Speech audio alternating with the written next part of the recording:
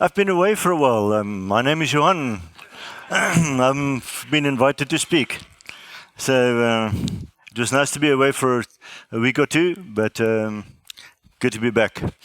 Today we are speaking about Genesis 32, and it's about the life of Jacob and Esau. And as I was reading through this week's parasha, I paged over to Obadiah.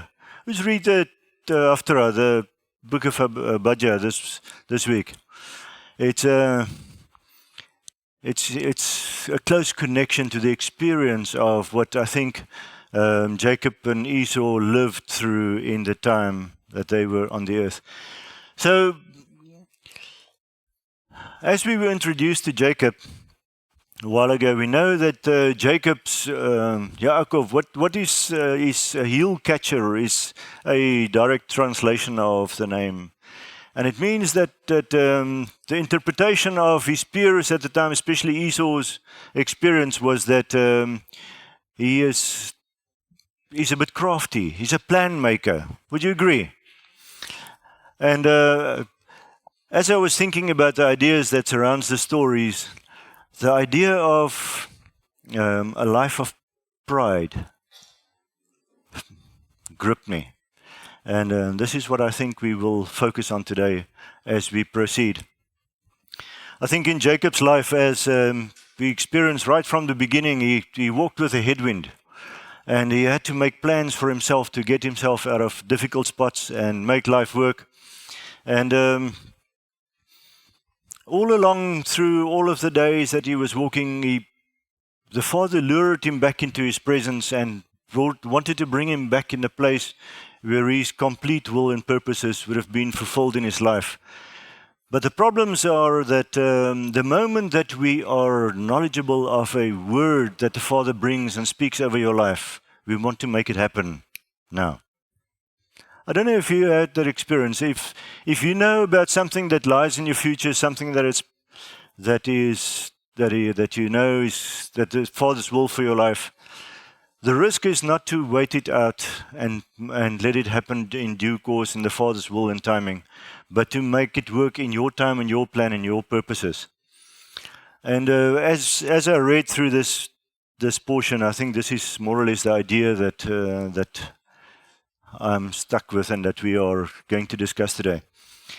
As we begin this portion, it's Genesis 32:1, and it says, "And Jacob went in his way." This is just a verse that we read, and we read past it and don't think about it. "And Jacob went in his way, and the messengers of God met with him. And then he went on and he called the camps Mahanim, the two camps, the camps of Adonai and their camp." What happened when the angels met Saul of Tarsus on the way? Did it have an impact in his life? Amazingly. What happened when the messenger met Joshua on the way when he was crossing on his way to Jericho? It had a huge impact in his life. Yet in this portion we read that it says that, "And Jacob went on his way, and the messengers of our father met with him." And made him think, let's call these camps Mahanim. Two camps of he knew at least here that the Father's doing something in this time. And so in the next verse, in verse 3 actually, it says, and Jacob sent messengers before him to Esau. So messengers were sent to the father, to Jacob. There's no idea what was communicated, what the purpose of that is.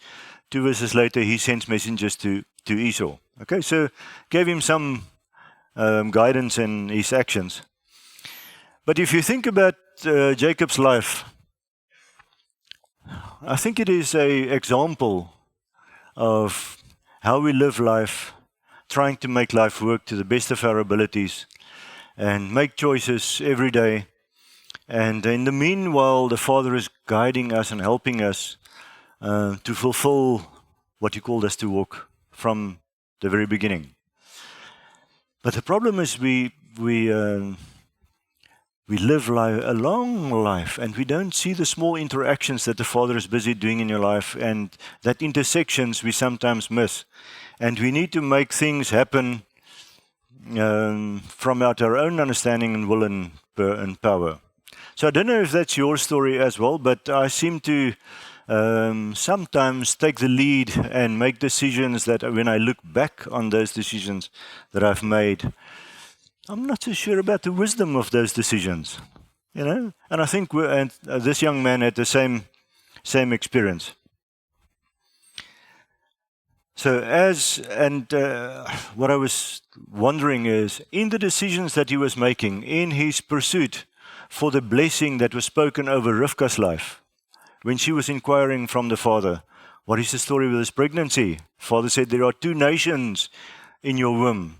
The one will serve the other, the younger will serve, or the older will serve the younger. And that this caused something in Rivka's life, which meant that Jacob and Esau will live out this reality. So it's in the process of obtaining the birthright of Esau, Jacob did certain things. That is not so. We're not so sure of the wisdom of that. Would you agree?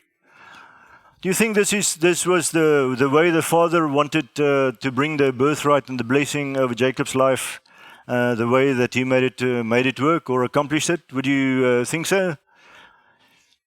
What would be the fruit of when the father blesses something? What would be the fruit of it in a family? There would be, I think, peace would be something that we want to achieve, and unity in the family, and going forward in prosperity. Do you agree? This was not really the case in these people's lives. So as Jacob goes on, we see that he obtains. How old was Jacob and Esau at the time that the birthright at the Lenzi soup episode happened? What do you think? He was a young man. All right, the Talmud say about 15 years old, whatever. So I don't know. It was, you know how young teenagers can eat. So it's probably realistic. So it was a young man at this stage. What was the age when the blessing with deception happened? What was the age of Jacob and Esau at that stage? Do you know? He was 77 years old. He was mature, nice and mature. So, and this is the problem, from the age that this happened with the birthright, there was a long period of waiting in Rivka's life, in Jacob and Esau's life, and things happened during this time that influenced them as people. Because in this time, remember that the word says that when Esau was 40 years old, he married Canaanite women, and it grieved his mom and dad severely so. So in Esau and Jacob's life, they were drifting apart. And Jacob was doing certain things. There was always a contention between Jacob and Esau to secure a parental blessing. But unfortunately, they did so through human means. And when we see him functioning in Laban's environment in the area, in the 20 years that he spent with Laban, we see the same practices from Jacob in trying to do the best and trying to make life work through his own means. Okay? When he's at Laban, sometimes you can actually feel sorry for Laban to some extent. Because remember when Jacob came out of the promise, he knew the God of Abraham. He had a intersection at Bethel when our father appeared to him on the vision with the ladder and the angels up and down. And he had a knowledge of who the father was in his heart. Laban did not. So he was a worldly character versus a person like Jacob that approached this from another side. So Jacob, when they had the discussions between Laban and Jacob, Laban is in the dark. And sometimes if you read this from that perspective, he wasn't a very good ambassador of the kingdom at that stage. So what about their family life? You know what happens in a family is... what happened to the crayon? firstly. What happens in a family, apparently, is when a mum and a dad lives a life of partnership in a way that we are called to live a married life in making decisions and living a life together and open communication and being partners and live the life that the Father has called us to live. Then there is open communication between those two, and the leadership works out as the way that the Father had it in mind. And then children is born in the family. And then communication is direct, and it works out in between, all over. Life is good. But when we look at the relationship between, the possible relationship between Isaac and Rivka at this stage, firstly, it appears that Isaac is ignorant of the promise, the prophetic promise that was made to Rivka because of the sons. Because if Isaac would have known, why would he bless Esau with a blessing? Wanted to. It seems like there was hiddenness. And the word says that Isaac loved Esau, Rivka loved Jacob. So the picture should look otherwise. It should look different. And remember, when we think about this, in this story, who would you be? Who would you want to be? You know, the 1 Corinthians 10 says that the patriarchs lived their lives for examples for us, so that we that lives at the end of the age can be fully equipped and not make the same mistakes. So in this story, who would you want to be? Would you want to be Rachel? Or would you want to be, firstly, Rivka, Isaac, Jacob, Esau, Rachel, or Laban? Whose lives would we want to mimic? You know, Isaac is maybe the closest call, but really as a father, you know, we are leading our households. And when you get the situation where, and it might be this story with them, I'm not sure, but in normal communication between, if there is a authoritative parent, one of the two, and I'm just thinking about the ideas, is, let's say there is a breakdown in communication between the two parents. Then it happens that the one is placed on top of the other and the children functions at the bottom. And now they've got to compete for love. And this is probably what happened in Jacob and Esau's life, is they were competing for love. Esau competing for love, not really accepting the love from his mom. Maybe Jacob for his dad's love. Could be. If that's the case, then the one turns into a rebel and the other one turns into the perfect boy. Apparently, this is what happens in families. So, who would be the rebel in this story? This is the antipasta, like James always says. Okay. Who turned into the rebel boy? Esau. He married Canaanite woman and he was doing a life that was not honoring the covenantal relationship between Abraham and our father. You could see that. And the dweller of tents, the young man that pleased his mother and was an example, was Jacob. So as the one grows more righteous and the other one more rebellious, distance is created between the children. And that's why we find this trend, even in today's families, is you get two children in a family, there's a little bit of strife and whatever in parents, and then the one turns into a rebel and the other turns into a saint. And because of that dynamic, it is even more so difficult to reconcile the children and get things going in the family. Who is the better of, by the way? Who is the better of these children? The rebel or the perfect boy?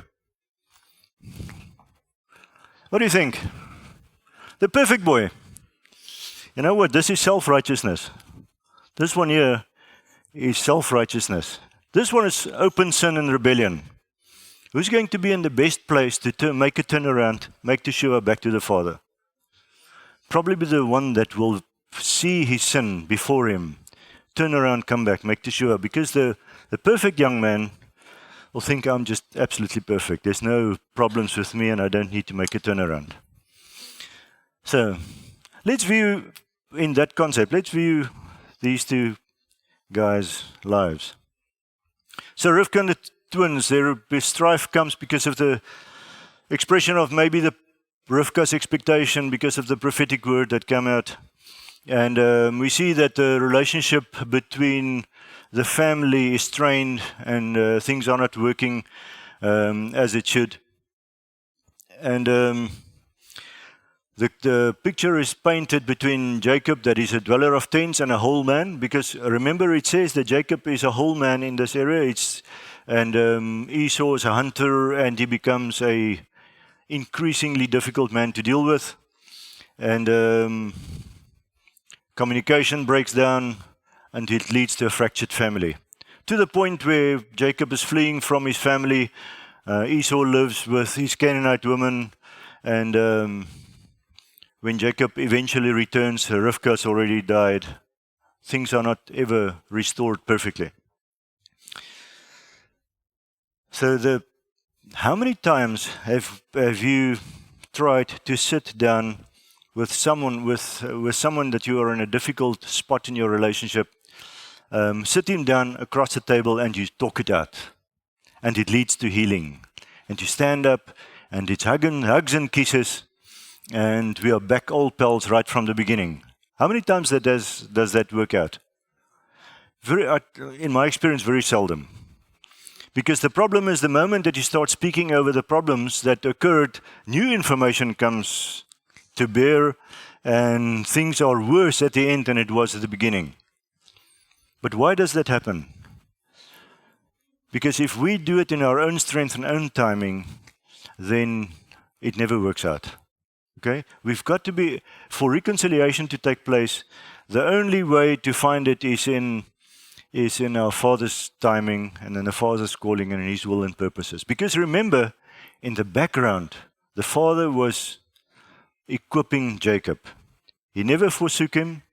He's equipping Jacob to become Israel, to become the father of the nation, that will become the shining beacon in the earth, that will lead us to the point where Christu read in Isaiah, so that the Torah can go out and the nations can flow to Mount Zion. That's where Jacob is being called. So it starts out, where is the encounter with Adonai in Jacob's life? First one, I think, is at Bethel, where the purposes of the Father is communicated to Jacob firsthand. He always heard the prophetic word spoken by his mum, but he saw what strife and everything that brought about. Now at Bethel, the Father says to him that He will be with him and He will go with him and He'll call him back, and when he comes back, He must bring a sacrifice at Bethel. All right, so that's the first point of connection, really, as far as I know, with the Father. So then he spends 20 years outside of the land, and things doesn't really work out to the in-laws either. We know how that story went. Jacob goes through life with strained relationships with his own parents, with his in-laws, and with his children, and with his wives, and with the girlies that bore his children. Concubines is the word. Thank you. So Jacob is really going through difficult days. But eventually he gets the call from our father to return home. He says goodbye to Laban at the border, because initially he does not. And he walks away from Laban. Laban overtakes him, and they've got a ceremony, they've got a place where they talk it out. This is the example. They sit down and they have a talk and they talk it out. And eventually they both say, all right, let's put a heap of stones here. You stay that side, I stay that side. Let's not come and attack one another. So I wouldn't say reconciliation is perfect with Laban, would you? Do you think reconciliation worked out well with him? I doubt it. So then, but that prepared his heart with the expectation of reconciliation between family members. And then when the messenger met Yaakov at Peniel, his life was changed. he becomes Yaakov. He becomes Israel from Yaakov. And his life is changed, and he can start to walk the road into healing, because we see him reversing some of the actions that he have put into place, and things that he was doing that was really showing favor in his family, like dragging over what happened to him and he's growing up over to his children, causing fractures in his relationship. So, and then he has the meeting with Esau, and it goes better than expected, although not perfect, but better than expected. So, the problem is, when Genesis 37 says, and now think about the single verse, and you are Reuben. Think about it, you are Reuben, all right? It says, and Leah, now this is when they meet up with Esau. Saul was a little later. And Leah also came near with her children, and they bowed themselves. And Joseph and Rachel came near, and they bowed themselves. You read this afterwards, you read this account, and you're Reuben. What do you think? See how it's stated. They are invited. Firstly, the concubines with the children are put first into danger by Jacob, then Leah and her children, and then Joseph and Rachel.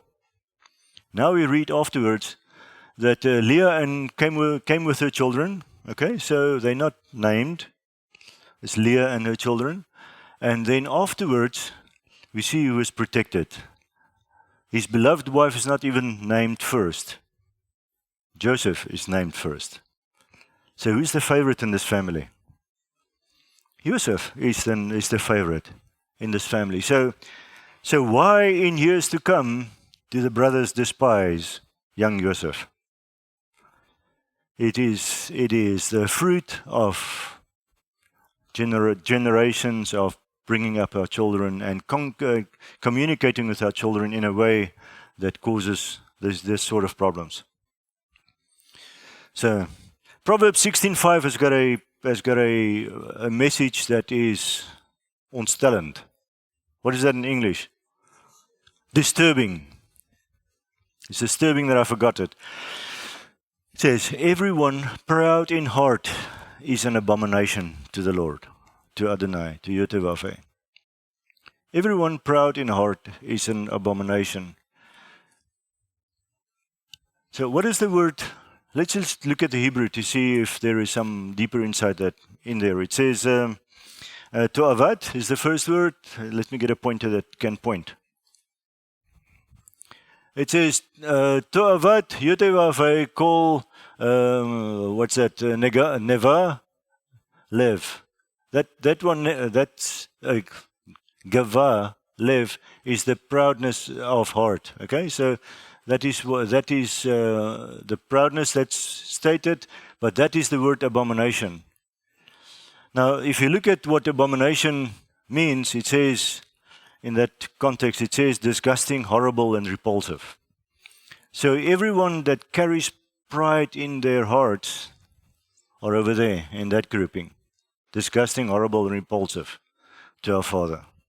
So if there are things in our lives that we are hanging on, clinging to, projecting, living out, that are prideful, it is a good idea to let them go. Because this is not acceptable, and we cannot live a life of total shalom with our Father if things are happening in our lives where pride is part of it. Now the word gava there is the one that says the proudful one, the one at the end there. It says the haughty one, or the one that is proud is the word gava, and that means to lift something up. So what is this character doing? He's lifting his own heart up. Okay? He's lifting his own heart up before the Father and living that out. And our Father says, when you're lifting your own heart up, it is repulsive to our Father. The other word that has got the same root is locust for the word gava. Gimel bet.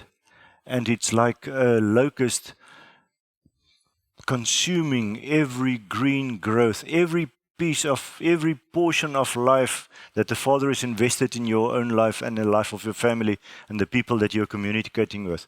If there is any place that pride plays in a family, it will consume the life out of that family and you will be left with death and destruction. So if we make the mistakes of living a life that we are sheltering some pride or allowing pride to be part of our family's functioning, we are setting ourselves up for destruction. James says, Elohim resists the proud, but he gives favor to the humble. Our Father not only opposes the proud, he wars against them. And this is what we see in this man's life, is the Father is pursuing him from a very young age. He's pursuing him right through his life up to a very old age in Egypt and establishing what he wants to establish through Jacob in his life. But all the effects of what he grew up with needs to be dealt with and submitted before the Father for him to live a life of wholeness. Can you see that? So, if you want to know what pride is, it's a simple explanation. Pride is the part of your heart that leads you to be more concerned about yourself and your own reputation than about the people around you. Internalize that for a moment.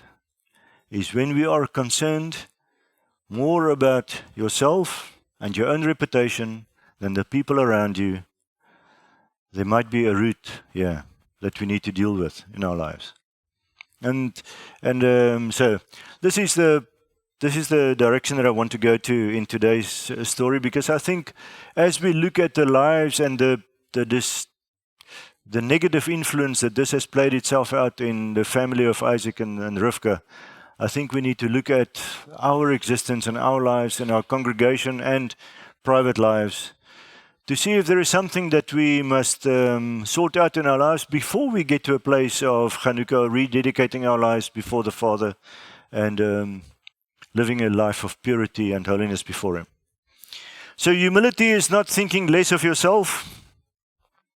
It is thinking of yourself less. Okay? So you don't need to live a life of false humility, putting yourself down all the time. It is just don't be so serious about yourself the whole time. Thinking about what others might think of you and how do you need to carry yourself so that they might think of you more. And so, what will be the fruit of pride then? The fruit is envy. And envy is a resentful awareness of an advantage enjoyed by another, what you think should be yours. Okay? So, envy. Bitterness is when we feel we are deprived of something that we believe that we should have. Strife is a competitive desire to receive praise. Deceit is when we are not completely honest because we want to hide what is in here so that you don't see who I am, so that I can portray a little bit of my ego so that you don't know who I am really. Hypocrisy is really just a role player. I'm not who I say I am. And slander is where this all leads to, and this whole story is actually building one on another and intensifying.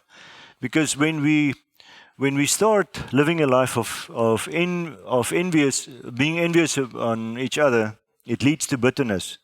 And bitterness leads to strife. And strife causes us to be deceitful with each other.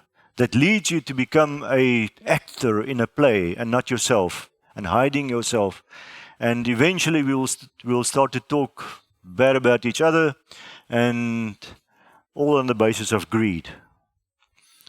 So, and if we think about the lives of Jacob and Esau, we can see that Hebrews 12 says that see to it that no one comes short of the grace of Elohim. Okay? How do we see to it that no one comes short of the grace of Elohim? Do not do the following. That no root of bitterness spring up and cause trouble. So we see bitterness in there. And by it many might be defiled. Because if you if you experience or live out these principles and purposes, then the people around you experience it, and defilement is starting to take place. And that there be no immoral or godless person like Esau, who sold his own birthright for a single meal. He didn't really regard it as valuable at that stage. For you know that even afterwards, now you must know that he sold his birthright when he was 15 years old or whoever, as a young man. But when he was 77 years old, he had time to think. He had time to think. And then he desired to inherit the blessing. Okay, so let's just stop and think. What did he desire to have? A righteous life. A life of worshiping our Father. A life of family values, of Abraham's values. Is that what he desired? No, not really. He desired to have the family blessing.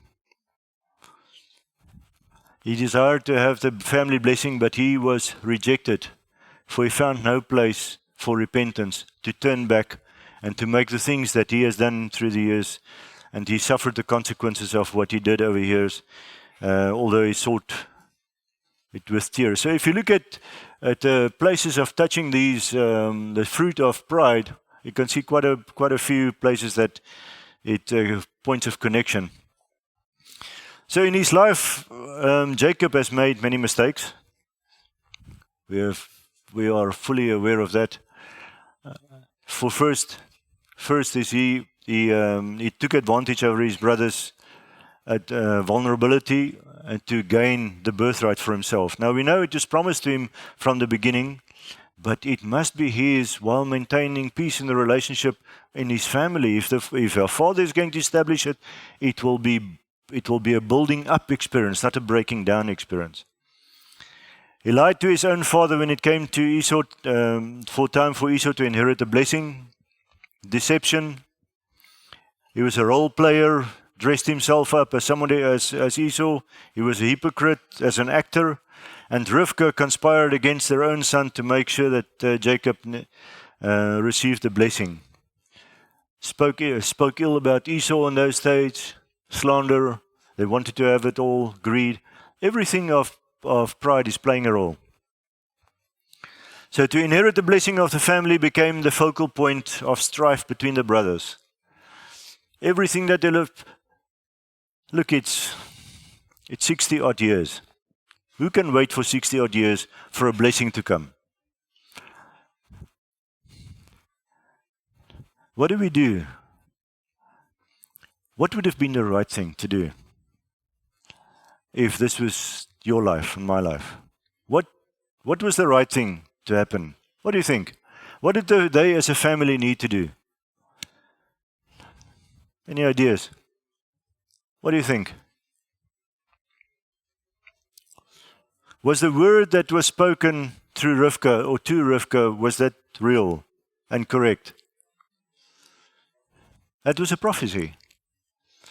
So if that was a prophetic word, she should have communicated to Isaac. Isaac must have took responsibility over it and made it happen. And then the two brothers, Esau and Jacob, could live a life together. Jacob has his role and his purposes. Esau is blessed in his will and purposes, and they can go on, and the environment would have been better for it. But the problem is a proud heart is resistant to rebuke and indifferent to conviction. So if you speak to someone that has got pride in his life and that's got all of these fruit in his life, to sit him over on the other side of the table when the timing is not right and the Father hasn't spoken to his heart and his heart is not prepared, we're not going to have good fruit to sort out the situation. That's why in any counseling environment, any counseling situation, the person who has got a need for counseling must verbalize it and say, help me, I've got a problem. And I want to bring it before the Father and sort the situation out so that the Father's name can be glorified through my life. And you can never bring a person that is guilty of wrong action in and say, let's sort out the situation in a counseling environment. Healing will not come. It's going to be an argument. So, if you think about the consequences of what happened in Jacob's life, it led to division. He was deceived by Laban afterwards and again by his sons later on. and he spent 20 years in a foreign land before he was ready in his heart. I wonder if Jacob expressed sorrow for the things that he has done to Esau earlier, communicated maybe through a messenger like he did now to Esau about his intentions when where he is at, if the exile would have been 20 years. You know? Same story with Israel that lived 40 years in the wilderness. It was not the initial will of the Father, but it was due to the way they lived and their testimony in the wilderness. So Proverbs 18:12 says, before a man's downfall, his mind is arrogant, but humility precedes honor. So there are two words that are mentioned here, and the one for pride is the word for gaon, is the word for pride, and it leads to a downfall. The other word is gavar, that is arrogance. And the word for pride is when you are consumed with your self-importance, when you're not really a man of stature, but you want to show yourself to be such, and you actually have a little bit of a poor self-image, and you're given a place of authority, and now I really want to make it work so that you can look up to me and you can tell me how wonderful I am. Okay, so I think that'll be a little bit of pride.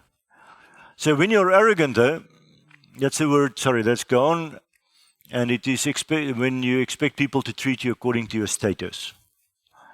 When you look at the other side of it, and they are closely related, they are twins like Jacob and Esau. But this is when you are a man of status, accomplished, and you use that status not to serve others, but you want to be served. That will be arrogant. Both of them leads to destruction. Both of those leads to destruction because the Father leads us into a point where He wants us to be equipped to serve the kingdom, to serve each other, and to be functioning in a way that it will not let people experience the grace of our Father rather than establishing a bitter root in their lives. I thought about the idea of the man, the demoniac in Mark 5, in comparison with Esau's experience. Now Esau grew up in an environment that he grew into a place where he just didn't care anymore. He did his own thing, he became a wild man. And he was consumed with himself and his own ideas and things. But what about the demoniac in Mark 5? Well, we don't know anything about his background, but we do know that when the man saw Yeshua afar off, what did he do? He ran to him and he fell before him and he worshipped him while he had all these legion stuff in him. There was a little glimpse of faith. There was a little glimpse of hope within him. And when Yeshua, we sang the song this morning, Yeshua, when you come into the room, everything changes. And this is so fitting to me, for me, because when we started off singing this morning, we're singing of the joy of Adonai, and we are singing a joyous, happy song. And we are coming from nowhere, actually, and we are starting to wind up like one of those old gramophone, and he's going up to speed. But the moment that we are looking at who Yeshua is, and we are realizing and recognizing who He is, then this becomes sustainable. This is where we are at. So when Yeshua was coming into the area, this man fell before him, and Yeshua He spoke to him, and he identified himself as Legion. So he actually spoke to the entity within him. And he said, come out, what's your name? He answered that we are many. Yeshua sent him into the pigs. The people were upset. The man was happy. He was grateful. And he actually said, can I follow you where you go? Messiah said, it's not the right time. Go to your own house and tell the people who I am and what I've done. So the comparison between these two people it stands out for me. Esau grew up from a boy And I think he experienced hurting because of his situation as he grew up. And he held on to it. He held on to it, and it became his persona. It became his testimony. It became who he was, and he doesn't want to let it go. And I think to a lot of us, this is probably the problem. There are things that we grow up with, we stated it's become part of our character, and we won't put it down. Even though we know that there is pridefulness in it, even though if we know that there is problems associated with it. It becomes a threat to put it down. And then we become so used to that lifestyle, we don't think there's a need to change. And then there is no repentance, no turning back and becoming the whole person that our Father wants us to be. So what would be the road to freedom? Is if Messiah comes into the room and we acknowledge who He is and we lay our hearts before Him and we say, like at Peniel, when Jacob realized that he is in a match, a wrestling match to the end, when he realizes who he's wrestling with, he sees the opportunity for change and blessing. And from that point forward, the Father starts building his life. Although, remember that slide with sending his boys over to Esau? He's dealt with Esau, he's dealt with Laban, his personal relationships.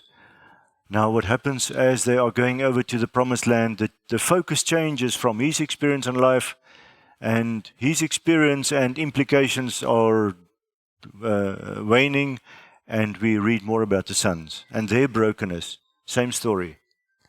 To the point where Joseph needs to flee to Egypt. And we know Joseph was a little bit arrogant.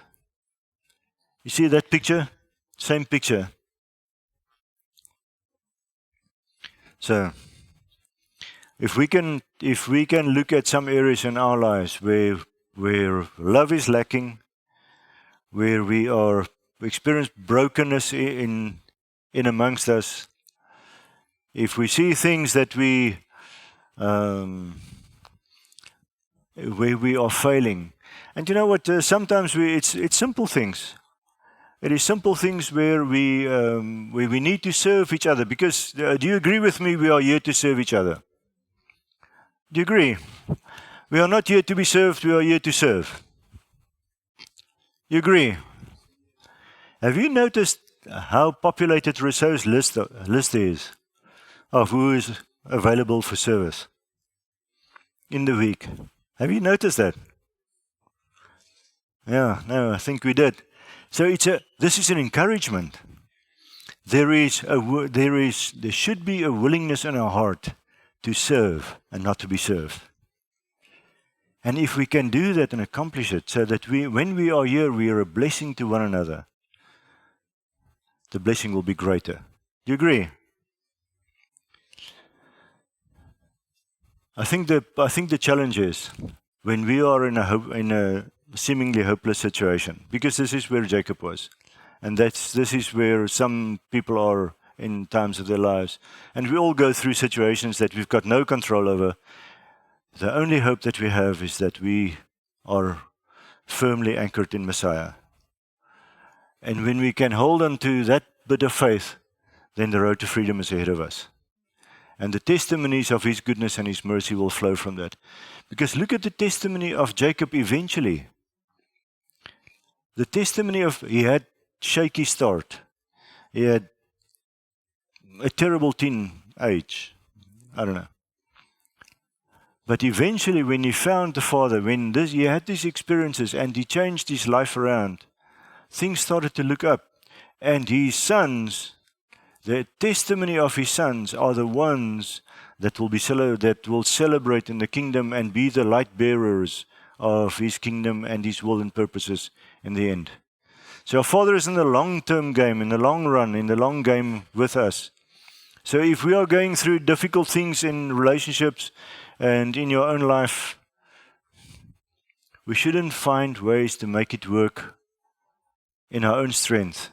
and out of the timing that the Father has for us. Let us bring these things before Him and trust Him for a way to resolve it so that His name can be glorified and worshipped. So, there is I think associated with the willingness to change and the willingness to follow the Father regardless of your own situation and reality, is the aspect of fear.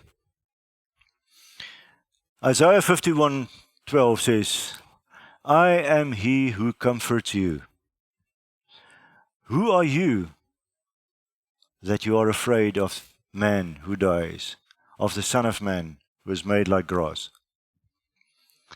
So, think about this little verse. It says, I am the one who comforts you. Why are you afraid of men? A man who can die and the Son of Man that's made like grass. So, a simple question, but it says, who are you that you will do this? And that speaks about a relational, it's not an intellectual question, it's a relational question.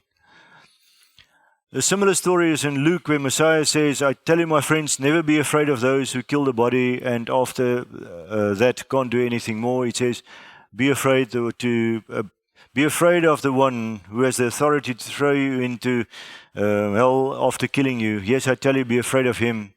5 sparrows are sold for 2 pennies and none of them is forgotten by Elohim. Why even all the hair on your head has been counted? Okay, for some that's more relevant than others. So, stop being afraid. You're worth more than a bunch of sparrows. Okay? So, who are you to be afraid of man? I am the one who comforts you. And this was the story right from the beginning to Jacob. If we have a full picture, concept, reality of who our Father is, who the one is that we are following. Chris always asks the question, how big is your Elohim? How big is your God? In your perspective. Who's the one that will comfort you? Are we going to make our own plans and ways and decisions to get out of situations? We have got to make decisions to go forward. We do. Practical decisions. Things that us make or break situations. But we need to look at the fruit that comes after that and trust the Father that He will lead us through His Spirit. So, Proverbs 23:5 says, you spread before me a shulchan, a table in the face of my enemies, and you have anointed my head with oil and my cup runs over. Check this out first. You spread before me a table. What do we do at a table? Who's going to eat? Am I going to eat alone? This is a meeting place. You are spreading a table before me in the face of my enemies. Then the second thing that happens is you have anointed my head. And the last step is, I'm overjoyed. It's progressive. If we do the one and we can go through the situation with resolve, the next will follow and the next will follow. So the Hebrew words there are at the end. I can't read it, I haven't got my glasses. It says, what is it? Ta'arach. It's the word, first one. It says that you are actively arranging. You are making it happen. You are bringing about a situation in my life where I am ready to deal with what I'm battling with, because you're involved in my life. So if we think what's happening with these 2 young men's lives, it is the Father's doing that they are working through one step to the other and coming to a place where we can deal with life. In the lafnei, in the face, in my presence, the word there is presence. And it's not only that, here is the word neged. This is where we get the word ezer kenegdo. It is the one that is standing in front of you, confrontational. It is the one that is standing here. But there is that's a prerequisite. It is that the Father is spreading out a table before me. So, in His time, and when our Father is leading us to the place, and our hearts are prepared, and we are ready to take the next step, let's deal with our own hearts and our own pride and our own whatever we are doing, so that He can lead us into a place of reconciliation and a place of healing, into a place that we can glorify His name in a way that people will honor Him because of what's happening in our lives. So Jacob's transformation started with a vision that the Father gave him in Bethel. It didn't start with him realizing that he's in deep doo-doo. He had that concept under the belt as well. But it started with a calling and the acknowledgement that the Father is with him.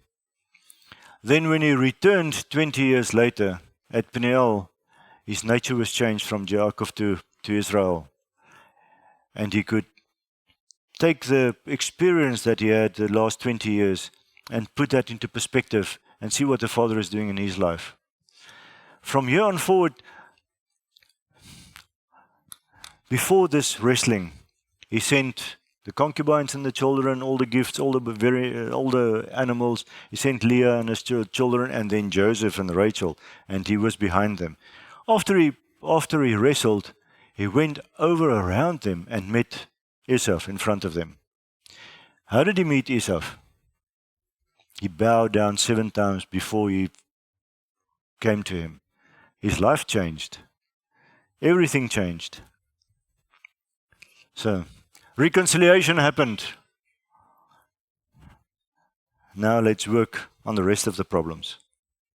Because now you and your children needs to work through the things that has been established in that generation. So, I found this comparison on, someone wrote it. It says, pride is concerned with who is right. Humility is concerned with what is right. Okay, so we're taking the emotional thing out of that. We are making application to what's the Father's will and purposes. So pride focuses on self, on ego and fame. Humility looks at the greater good, at the kingdom purposes, looking at what our Father is doing in our lives. Pride seeks to elevate, to stand above, but humility seeks to serve with a heart of love. So, may we choose humility and prioritize what is right, and to live a life in the kingdom and in the firmly rooted in the Word. I was thinking last night as the rain fell, and it's just so beautiful what's happening in our area that's so extremely dry. I got this image of when I grew up on a farm, when it's just about to rain and the ozone is in the air, you know what happens to the young animals, to the calves and this, as they are running about and the tails in the air, and they are overjoyed with what's going to happen because they know that the rain is coming. The solution to what we've been longing for is just here. And we need to have the same approach and appreciation for the word that the Father is speaking into our lives. Of, I am there, I'm willing to forgive. The solution is there. So, Psalm 23:6 surely says, surely goodness and loving kindness, those two companions that we want to have with us in our lives. Surely goodness and loving kindness shall follow me all the days of my life, and I shall dwell in the house of Yehovah forever. And I really pray that for us in our lives, as we work through these life lessons that has been given to us by the Father, is that we will look at those experiences that they have and make application to our lives, so that we can live a life of wholeness. At the things and the areas that we are battling with and struggling with, we can be honest with where we are at, and that our lives can be renewed and changed, and that we will have this realization of we don't have to walk in the old Jacob self. We can walk in Israel, which is a contender with our Father, and that we will have a life of victory at the end. Because the Father is calling us. Let me just read this. Let me just read this text, and we'll end off with that. It is. We read it this morning in the prayer meeting, and it's. I referred to it earlier. It says, "See to it that no one fails to obtain the grace of Elohim, and that no bitter root grows up and causes you trouble, or many of you will become defiled." Okay, we've got that one. I'm just going to read the rest that's underneath here. It says, "No one should be immoral or godless like Esau, or sold his birthright for a single meal. He didn't have any respect for what the Father is establishing in his life. For you know that afterwards, when he wanted to inherit the blessing, was rejected because he could not find any opportunity to repent, even though he begged and repent with tears. You have not come to something that can be touched, to a blazing fire, to darkness, to gloom, to a trumpet blast, or to a voice that made hearers beg that not other words be spoken to them. For they could not endure the command that was given. If even an animal touches the mountain, then it must be stoned to death." Remember when Israel was assembled at the mountain? "Indeed, the sight was so terrifying that Moses said, 'I am trembling with fear.' Instead, you have come to Mount Zion, to the city of the living Elohim, to the heavenly Jerusalem, to the tens of thousands of angels that are joyfully gathered together." In our walk together, from ages to wherever this generations will go, this is where we are heading, and this is where the Father wants to restore our lives to. This is where we are going. To the assembly of the firstborn who are enrolled in heaven, to a judge who is the God of all, and to spirits of the righteous people who have been made perfect, to Yeshua the mediator of a new covenant, and to the sprinkled blood that speaks a better message than Abel's. See to it that you do not ignore the one who is speaking. For if the hearers did not escape when they ignored the one who warned them on earth, how much less will we escape if we turn away from the one who is from heaven? At that time his voice shook the earth, but now he has promised, "Once more I will shake not only the earth but also heaven." The expression "once more" signifies the removal of what can be shaken, that is, what he has made, so that what cannot be shaken may remain. Therefore, since we are receiving a kingdom that cannot be shaken, let us be thankful and worship our Father in reverence and fear in a way that pleases him. For our Father is an all-consuming fire. So as we go forward from this place, let us look at the example of Jacob and Esau and the experience and all the absence of blessing that they had between them, and the death that they experienced because of the absence of goodness, and learn the lesson so that we can walk in wholeness forward from this place. Father, we thank you that you are showing us the lives of the people that went before us, of Isaac and Rivka and Jacob and Esau, so that we can learn the lessons that they were exposed to, that we can see the realities that they experienced, and Father, that you will help us to work through them, to acknowledge that we are sitting with the same relational situations in our lives, and that you will help us to deal with it in a way that will glorify you. That this is not about proving each other wrong or right, but it is about glorifying you in the end. So help us, Father, in our struggles while we are on this earth living life. Help us, Father, that we will not make decisions that we will regret later, but we will align our lives with your word, led by the Spirit. Walk each step in your way, that we will be living a life of blessing, and that your name will be glorified and honored in our lives. We thank you for the opportunities that you are giving us each day, Father. Forgive us for our wrongdoings where we miss it, and we make decisions that are similar to Jacob's decisions. Help us to live a life that's resembling Yeshua in every way, in every possible way. We thank you that you equip us, enable us through your Spirit. Help us to soften our hearts and our minds so that we can be in alignment with your will and your ways and your purposes for our lives. I thank you for this community of people, Father, that is laying their lives down before you, that wants to live a life of holiness and righteousness.